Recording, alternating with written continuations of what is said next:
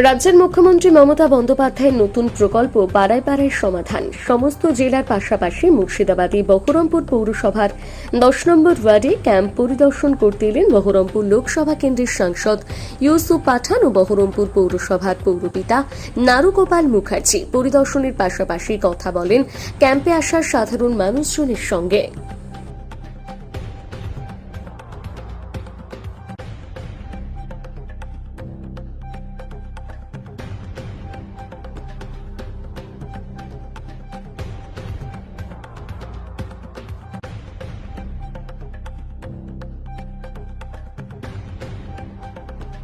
काम हो रहे हैं वो बहुत अच्छे से हो रहे हैं। और अभी अभी जो यहाँ पर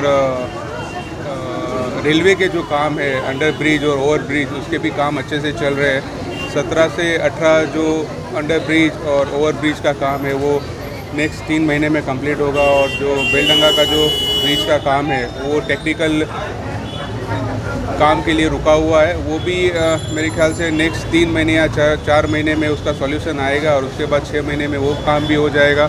यहाँ पर जितने भी डेवलपमेंट के काम है वो कभी रुकने वाले नहीं है और होते रहेंगे।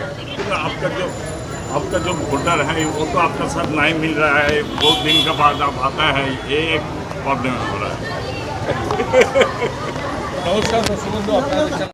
চেয়ারম্যান হিসেবে কাজ করছি, সেগুলো আমরা এবার ভাকরি পঞ্চায়েতে যাব। আজকে বহরমপুর লিপিকা গার্লস স্কুল পঞ্চায়েতে 6টা বুথের যে ক্যাম্প, সেখানে ভালোভাবে দেখলেন। এখানে 10 নম্বর ওয়ার্ডে অভিক চৌধুরী করছে, সেটাকে আমরা করালাম, সেটাকে আমরা ভালো করে এনকোয়ারি করালাম যে লোকের কতটা এই ক্যাম্পের মধ্যে উপকার পাচ্ছে, সেটা উনি দেখলেন। এবং যদি কোনো জায়গায় খামতি থাকে সেটা উনি মানে বলবেন, কথা বলবেন এবং ডিস্ট্রিক্ট অ্যাডমিনিস্ট্রেশনের কথা বলে সেটাকে আরও ত্বরান্বিত করার চেষ্টা করবেন।